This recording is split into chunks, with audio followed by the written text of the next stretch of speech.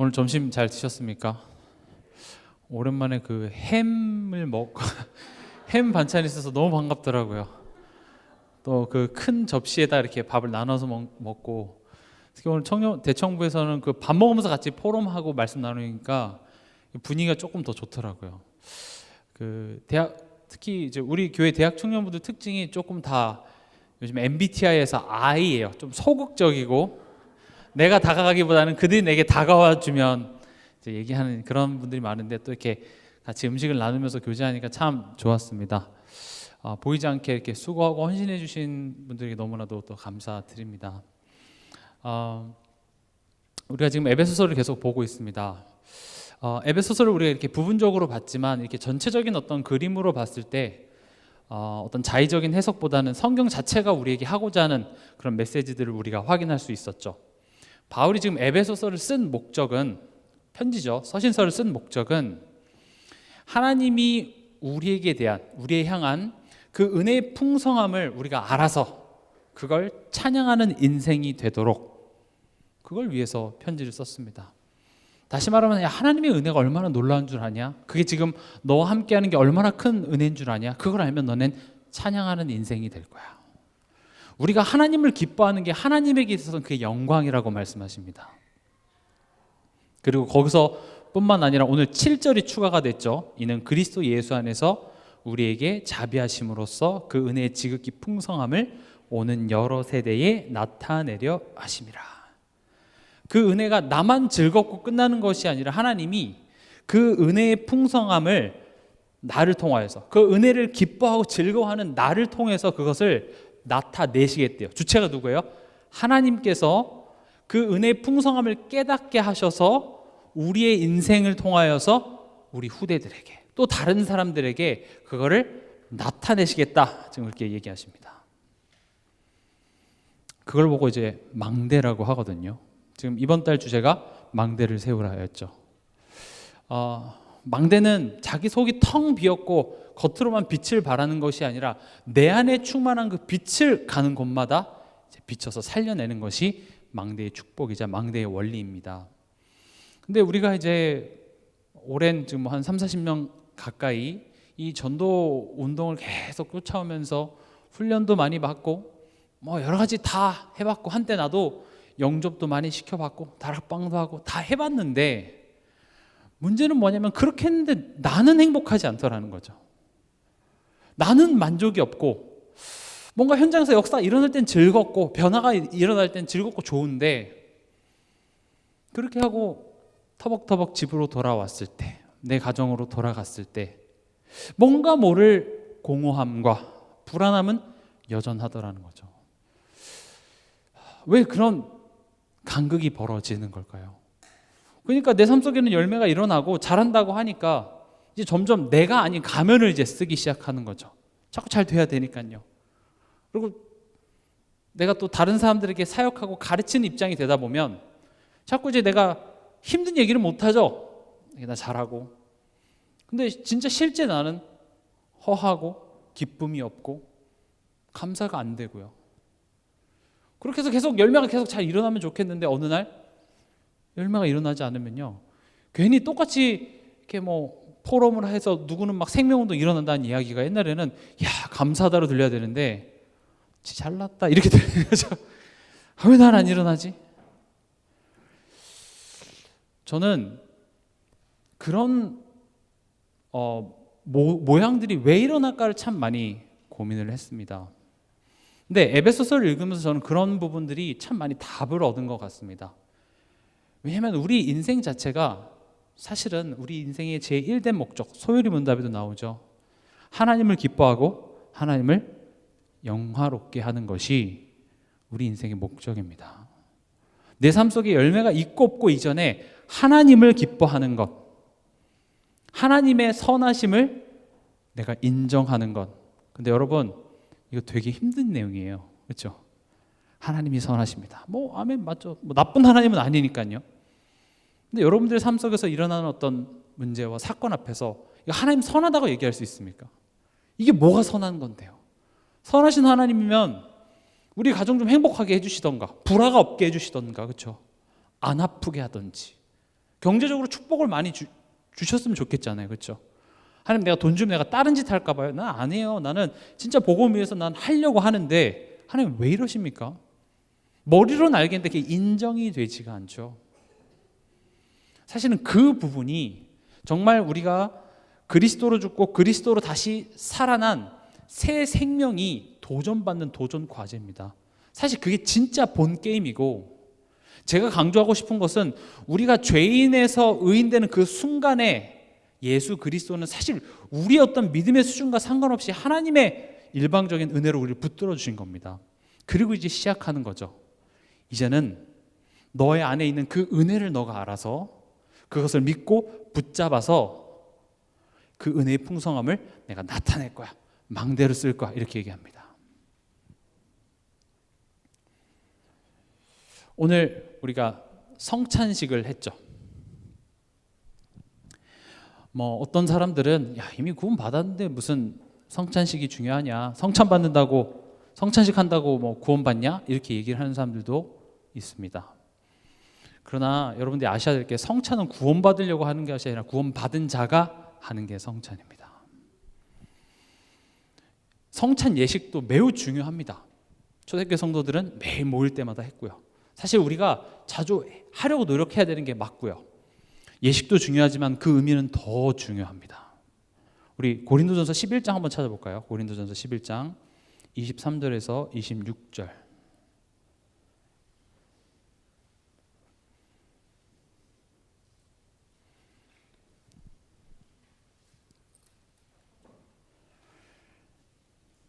같이 읽겠습니다. 내가 너희에게 전한 것은 주께 받은 것이니 곧 주 예수께서 잡히시던 밤에 떡을 가지사 축사하시고 떼어 이르시되 이것은 너희를 위하는 내 몸이니 이것을 행하여 나를 기념하라 하시고, 식후에 또한 그와 같이 잔을 가지시고 이르시되 이 잔은 내 피로 세운 새 언약이니 이것을 행하여 마실 때마다 나를 기념하라 하셨으니 너희가 이 떡을 먹으며 이 잔을 마실 때마다 주의 죽으심을 그가 오실 때까지 전하는 것이니라. 아멘. 지금 제가 첫 시작을, 왜 나는 구원도 받았고 그리고 내가 정말 전도도 한때는 좀 했었고 열매도 일어났는데 왜 내 마음속에 근본적으로 기쁨과 감사가 없으며 또 왜 내 삶 속에 이런 정체기가 찾아오는 것인지, 거기에 대해서 지금 질문에 답을 하려고 하는데, 지금 오늘 제가 성찬을 얘기하면서 성찬은 구원받기 위해서 하는 게 아니라 구원받은 자가 하는 거라고 말씀드렸습니다. 지금 예수님이 불신자에게 얘기하는 게 아니라 지금 제자들에게 얘기하셨죠. 이것을 행하여 나를 기념하라. 기념하라는 건 뭐죠? 기억하라는 거예요. 예수님의 죽음을 기억하래요. 24절에 기념하라, 25절에 기념하라, 26절에는 주의 죽으심을 오실 때까지 전하라까지 가고 있습니다. 사실 이게 우리가 누려야 될 망대의 축복인데, 그럼 왜 기억해야 되죠? 이미 죄사함 받았잖아요. 한번 질문해 보세요. 우리가 왜 기억해야 되죠? 그걸 안 기억하면 죄사함 받는 게 취소가 되나요? 이 부분이 되게 좀 중요한 부분이거든요. 우리가 아는 복음은 뭐예요? 예수 그리스도가 십자가에서 이미 죄 문제 다 해결했잖아요. 덜 해결된 것이 있나요? 거기에서 의심이 되나요?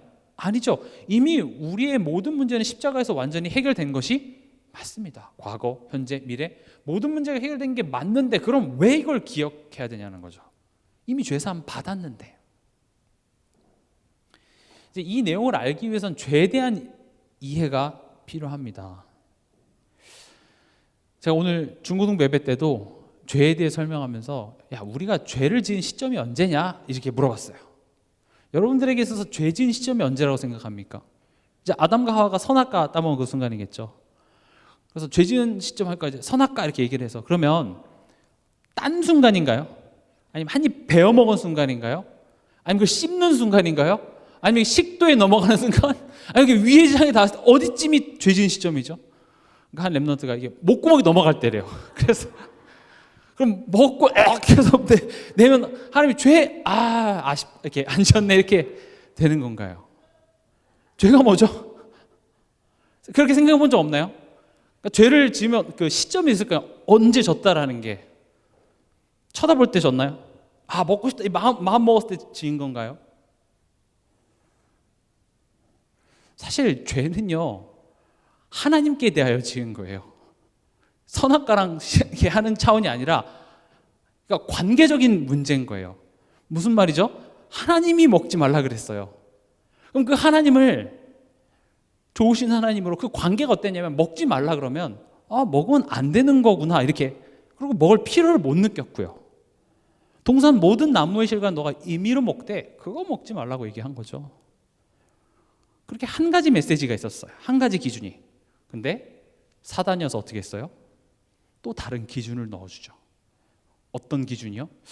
사실은 하나님이 진짜 좋은 것, 내게 가장 좋은 것을 지금 주실 리가 없어. 너가 그거 먹으면 하나님같이 될까 봐 하나님이 못 먹게 한 거야. 그래서 죄는요, 선악과를 먹었냐 안 먹었냐 그런 차원을 떠나서 하나님께 대하여 진 거예요. 관계가 깨진 게 죄라고요. 그래서 제가 현장에서 있다 보면 그런 질문을 받을 때가 많습니다. 아니, 내가 선악과를 따먹지 않았는데요. 맞아요. 우리는 선악과를 따먹지 않아요. 직접적으로. 그러나 우리 매일매일 삶 속에 하나님이 내게 최고의 것을 주실 리가 없어. 그 죄를 똑같이 짓고 있다고요. 그 열매가 뭐예요? 염려, 걱정, 불신앙. 오늘 내 가정을 보면서 지금 하나님이 실수한 거잖아요. 그러니까 화나는 거 아니에요? 그러니까 염려가 되잖아요.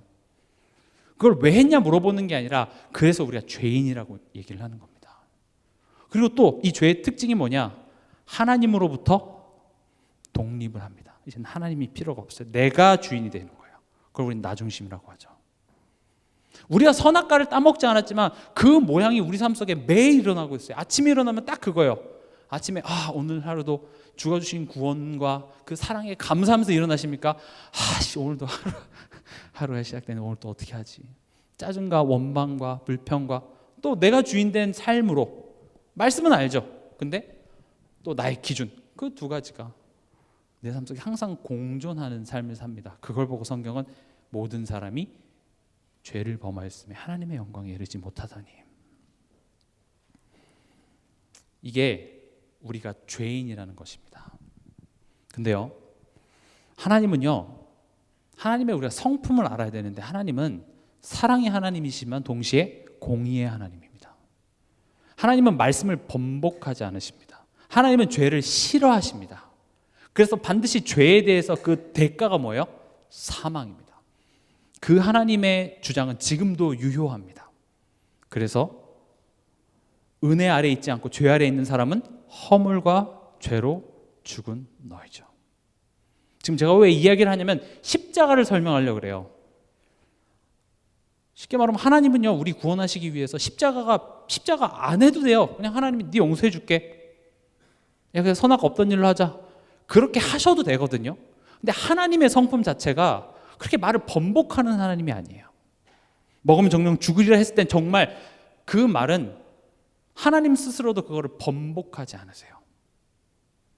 그럼 죽어야 되면 그 죄의 값을 반드시 치러야만 하는 것이죠. 근데 동시에 하나님은 우리를 어떻게 해요? 사랑하세요.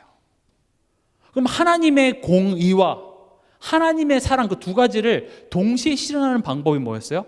그게 대속이에요. 내가 너를 대신해서 죽겠다는 거예요. 그럼 죄에 대한 하나님의 공의도 이루시고 우리에 대한 하나님의 사랑도 확증하신 그곳이 어디예요? 그게 십자가라고요. 우리는 사랑의 하나님이라는 측면만 알고 있으니까 사랑의 하나님 하지만 하나님은 죄를 싫어하십니다. 우리가 복음, 하나님 앞에 서지 못하고 마귀에게 속아서 잘못된 길을 가면 거기에 반드시 그 죄의 열매들이 나타나게 돼 있으나 그것이 우리를 하나님과의 관계에서 끊지 못한 이유가 뭐예요? 하나님의 공의와 사랑의 내용인 십자가 안에서 우리가 거듭난 존재이기 때문에 그렇습니다.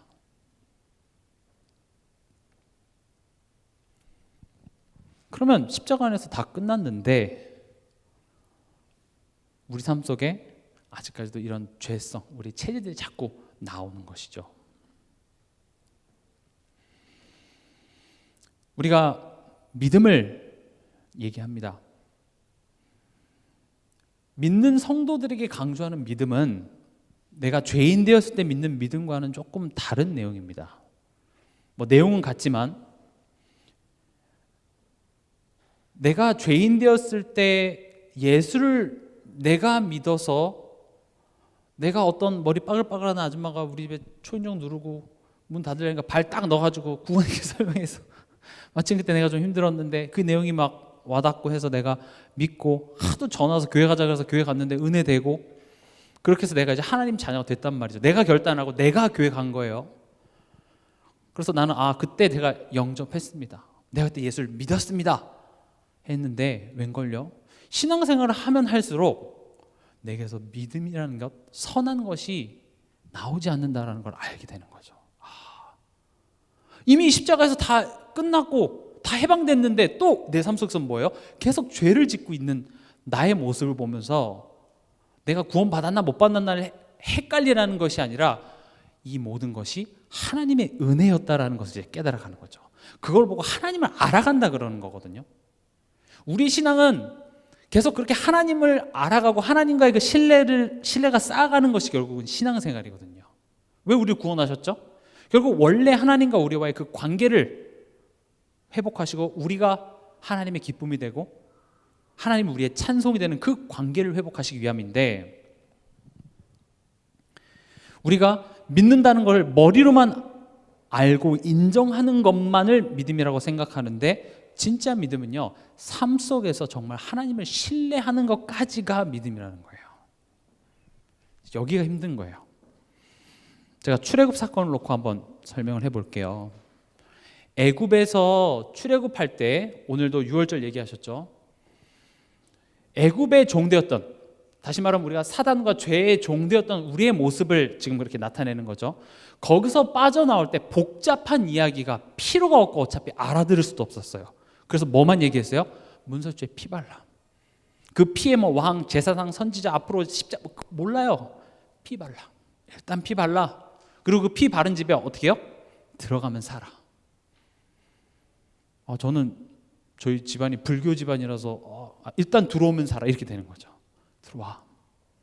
뭐 알았습니까? 대단한 어떤 신학적인 내용과 그리스도의 어떤 깊은 비밀을 깨달았기 때문에 구원받았습니까? 아니에요. 그냥 문설주에 피 바르라고 하니까 그냥 들어갔어요. 그냥 거기에 같이 그냥 앉아서 기다렸는데 구원받았다고요. 근데 보세요. 그렇게 해서 이제 하나님의 백성으로 더 이상 노예가 아니라 하나님의 백성이 돼서 광야가 시작이 되는데 거기에 하나님 뭘 주셨냐? 율법을 주세요. 사실 율법은 그걸 다 지키라고 준 게 아니에요. 율법이라는 것, 그 10계명만 봐도 어떤 내용들을 많이 다루고 있죠? 우리 삶 속에, 그렇죠?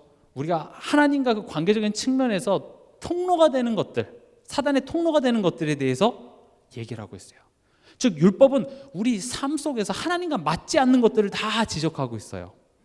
그러면서 이 지키라고 하는 거죠. 근데 지킬 수 있는 사람이 있을까요? 없어요. 율법은 그걸 완벽하게 지키라고 준 것이 아니라 내가 구원은 받았지만 실제로 내가 여전히 죄인 같은 삶을 살 수밖에 없는 나를 깨닫게 해서 더 적극적으로 어디 앞에 서게 하는 거예요? 그리스도 앞에 서게 하는 거예요. 우리가 자칫 예수 믿는 것을 천국 가냐 지옥 가냐 그 정도 수준으로만 보면 이제 거기서 문제가 생기거든요. 해도 지옥 안 가. 뭐 성찬식 그거 안 한다고 지옥 가는 거 아니야. 그게 기준이 아니에요. 그렇죠? 예배 빠진다고 지옥 갑니까? 여러분 예배 지금부터 한 번도 안 나도 지옥 안 가요. 근데 지금 예배라는 게 천국 가냐 지옥 가냐 그 수준을 얘기하려고 예배를 얘기하는 게 절대 아니잖아요. 그렇죠? 우리가 예수와 함께 죽었고 이젠 하나님께 대하여서 살아있는 자로 여기며 새 생명 가운데서 행하라, 살라 삶을 얘기하고 있습니다.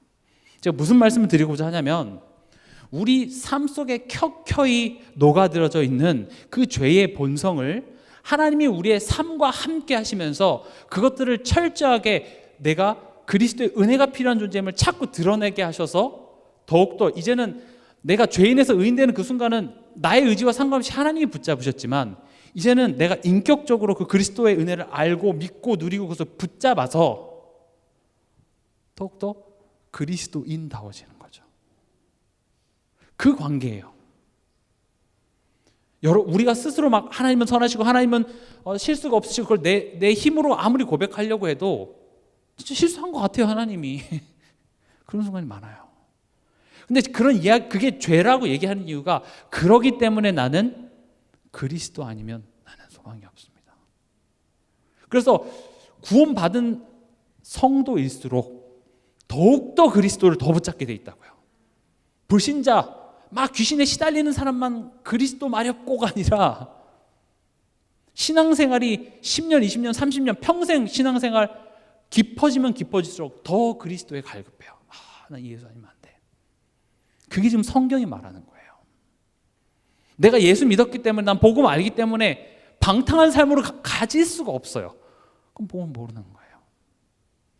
정말로 하나님이 나의 기쁨이 되지 않고, 하나님과의 그 관계 속에서 기쁨이 되지는 않고, 보니까 어떤 사람들은 저렇게 전도도 하고 열매도 많이 일어나니까 나도 그게 안 돼서 그런가 하고 막 전도도 하고 해요.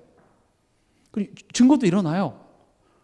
근데 문제는 내 현장에, 내 가정에 돌아서 그 허한 거예요.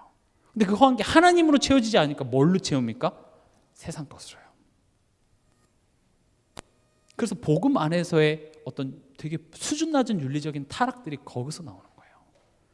제가 말씀드리는 거는 우리가 윤리적으로 완벽해야 된다를 얘기하는 게 아니고요. 실수 한 번도 하면 안 된다, 그걸 얘기하는 것이 아니라 우리 삶 속에 이미 끝났으니까 내가 어떤 경지에, 나는 복음에 이미 결론 내렸어, 그런 자세가 나올 수가 없어요. 심지어 바울도 내가 잡은 것으로 여기지 않고 그것을 잡으려고 계속 달려간대요. 여기 바울보다 좀 훌륭하신 분 계십니까? 계실 수도 있겠죠. 바울보다 훌륭하다 할지라도 우리의 삶 속에서 그 그리스도의 넓고 깊고 그 엄청난 은혜는 우리가 영원히 알아가고 깨달아가면서 찬송해야 될 영광들이 들어가 있습니다. 생명이 살아나는 기쁨도 엄청나지만 내 안에 이미 임한 하나님의 그 은혜가 모든 것을 초월해요. 그게 되지 않고 어떤 나의 열심으로, 또 내가 열심히 했더니 현장에서 일어나는 어떤 그런 자랑으로, 누가 그 자랑을 요즘에 내가 했다 이렇게 합니까? 다 교묘하게 하죠. 다 자기를 나타내고. 그렇게 되는 이유 자체가 나는 하나님만으로는 만족하지 않습니다. 우리의 신앙생활이 그 두 가지가 같이 가야 되는 거예요. 특히 우리가 있는 이 다락방이라는 이 흐름 속에서는 굉장히 현장에서 엄청나게 시달리고 그런 사람들을 우리가 구원하고 그들을 살려내는 것에 특화되어져 있다 보니 자칫 다른 생명들을 살리기 위해서 정작 나와 하나님과의 관계에 소홀히 하는 경우가 많다는 거죠. 뭐가 더 중요하냐, 그걸 얘기하는 것이 아니라 결국 하나님으로부터 얻는 그 기쁨과 감사의 만족함이 내 삶 속에 정말로 갈급한 영혼들을 살려내는 것까지 이어지자는 거죠. 그러니까 우리가 흔히 말하는 기존 교회는 그런 하나님과의 어떤 그런 게 막 뜨겁고 하니까 막 울기도 하고 막 감정이 뜨거운데 현장에 아무도 못 살려요. 근데 우리는 어때요? 막 다 살려내는데 정작 우리 교회들끼리는 되게 싫어해. 가정 들어가면 다 미워해. 찬양 부르면서 눈물 왜 울어 막 이렇게 얘기해요. 저는 뭐가 맞다 틀리다가 아니라 그 두 가지가 같이 가는 거라고요. 그게 망대 아니겠어요?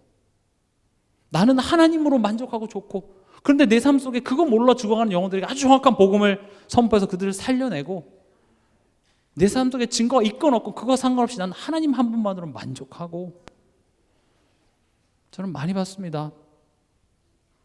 현장에서 증거는 많이 일어나고 열매는 많이 맺히고 하는데 정작 내 가정에서, 인간관계 속에서 다 무너져 있어요. 이상한 거 아니에요?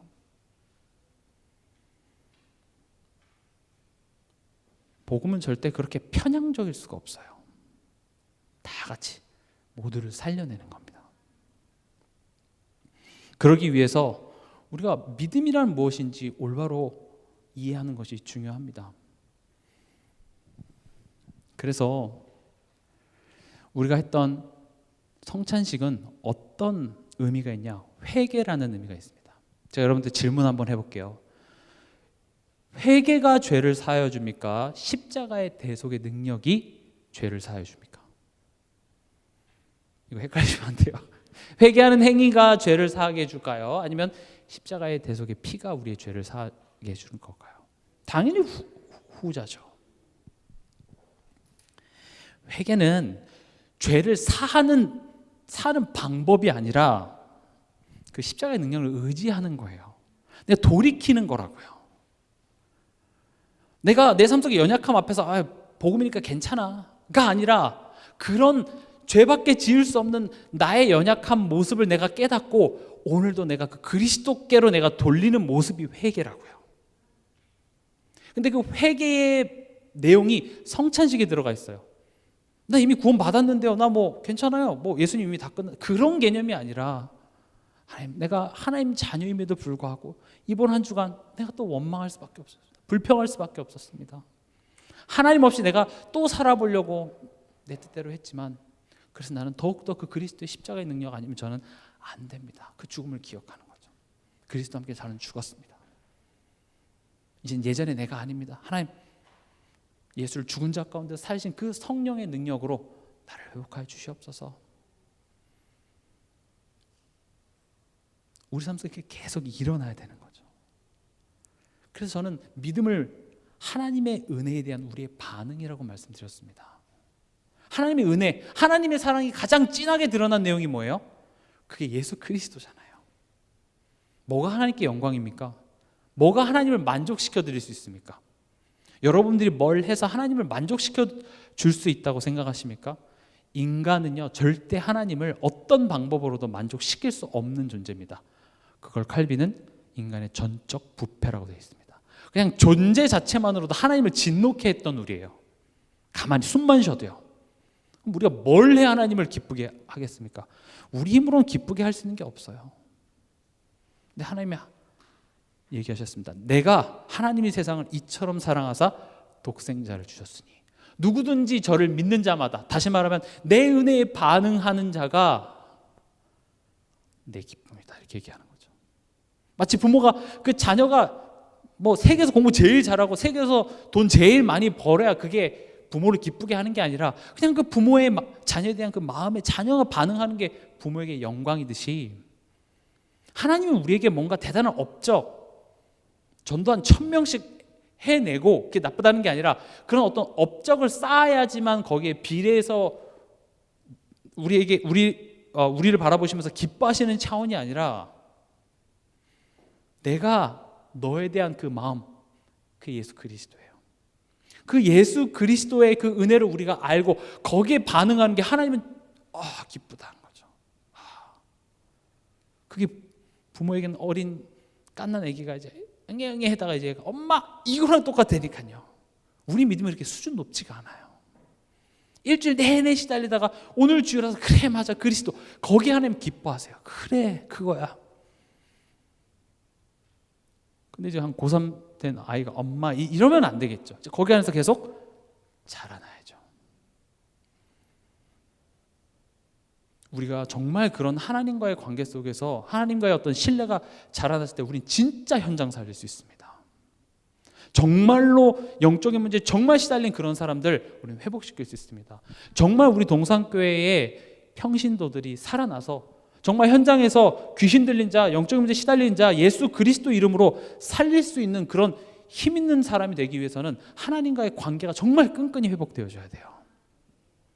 바울은요, 불신자들을 만났을 땐 철저하게 예수 그리스도와 그 십자가에 죽으신 것 외엔 절대 아무것도 얘기하지 않았습니다. 그러나 이 에베소서는 불신자에게 쓴 게 아니라 누구에게 쓰는 거예요? 중직자들이 쓴 거예요. 한번 에베소서 읽어보세요. 예수는 그리스도 모든 문제 끝. 뭘 해도 좋다. 이렇게 쓰여져 있지가 않아요. 우리 에베소서 4장 한번 볼까요? 에베소서 4장 13절에서 17절입니다.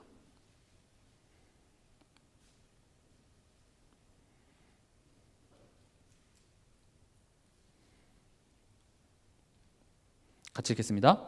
우리가 다 하나님의 아들을 믿는 것과 아는 일에 하나가 되어 온전한 사람을 이루어 그리스도의 장성한 분량이 충만한 데까지 이르리니 이는 우리가 이제부터 어린아이가 되지 아니하여 사람의 속임수와 간사한 유혹에 빠져 온갖 교훈의 풍조에 밀려 요동하지 않게 하려 함이라. 오직 사랑 안에서 참된 것을 하여 범사에 그에게까지 자랄지라. 그는 머리니 곧 그리스도라. 그에게서 온몸이 각 마디를 통하여 도움을 받음으로 연결되고 결합되어 각 지체의 분량대로 역사하여 그 몸을 자라게 하며 사랑 안에서 스스로 세우느니라. 그러므로 내가 이것을 말하며 주 안에서 증언하노니 이제부터 너희는 이방인이 그 마음에 허망한 것으로 행함같이 행하지 말라. 지금 여기서 뭘 얘기하고 있죠? 자라나래요. 성장하래요. 이방인이 그 마음에 허망한 것으로 행함같이 하지 말라는 것은 하나님과의 그 관계가 단절돼서 그것을 다른 것으로 채우는 것처럼 하지 말고 하나님으로 만족하는 그 관계 회복하라는 이야기입니다.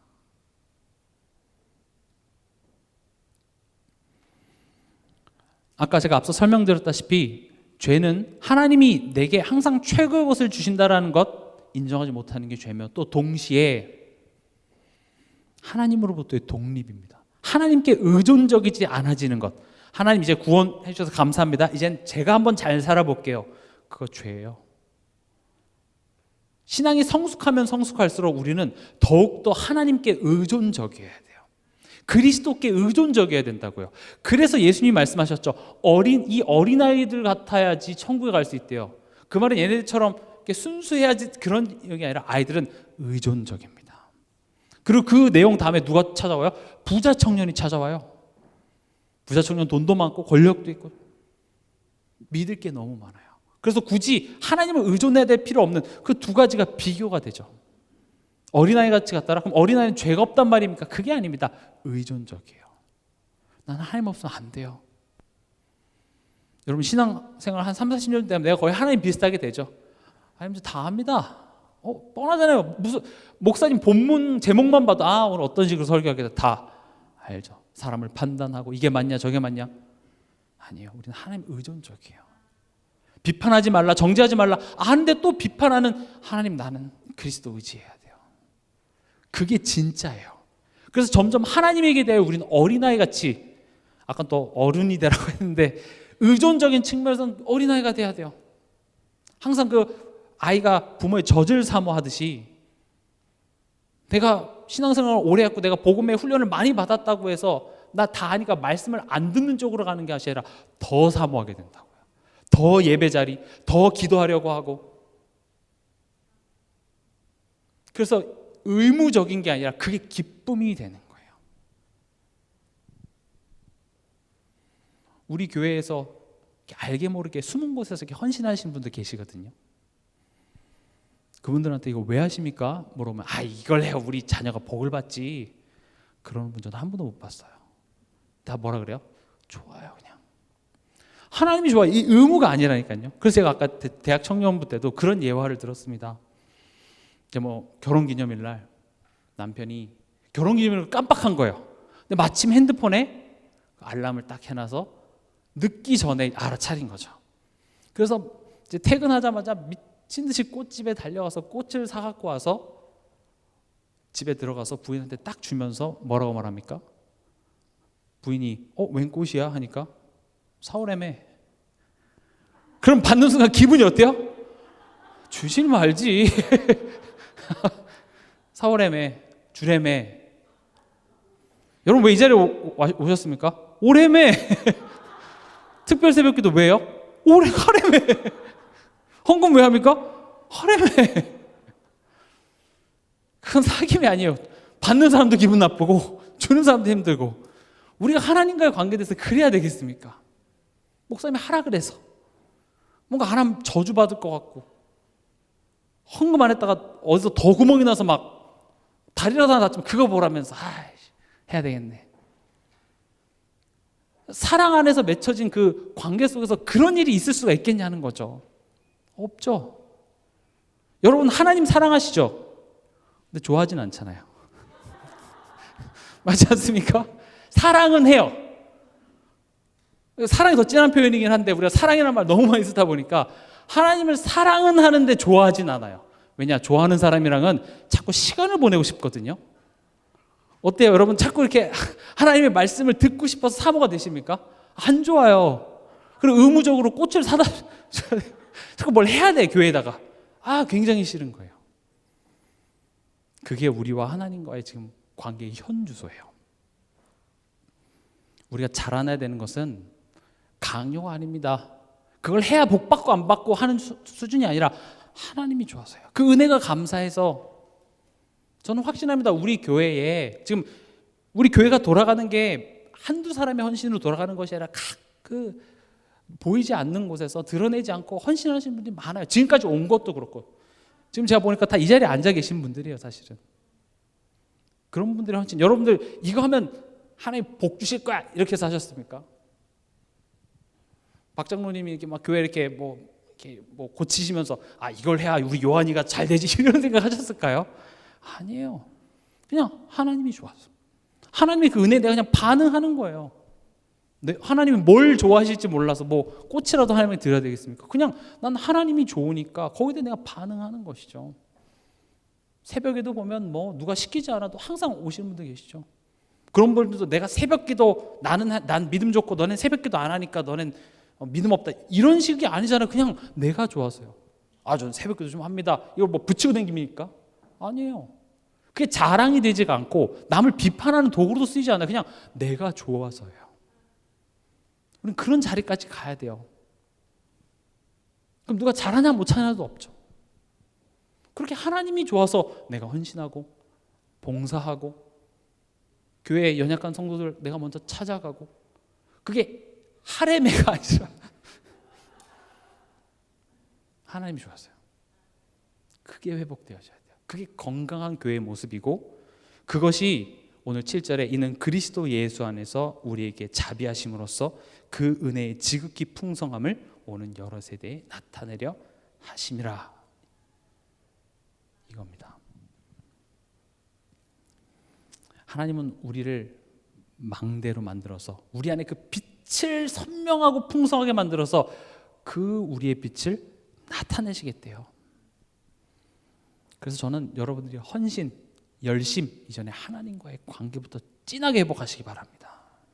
특별 이제 이번 주 특별 그 새벽 기도가 있죠. 한번 여러분들이 그 기간 동안 정말 하나님 내 믿음의 전환점이 일어나게 해 주시옵소서. 내 안에 이미 이루어진 그 은혜의 지극히 풍성함을 조금 맛보는 그런 시간 되게 해 주시옵소서. 사실 크리스마스보다 부활절이 더 큽니다.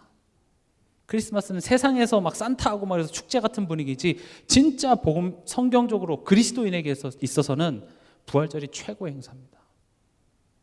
그래서 이번 한 주간 여러분들이 그 어느 때보다도 예수 그리스도의 살과 피를 기억하시면서 그 하나님의 사랑에 촉촉히 젖는 또 예수를 죽은 자 가운데서 살리신 그 성령의 능력을 힘입어 새롭게 모든 것이 회복되어지고 치유되어지는 그런 한 주간 되시기 바랍니다.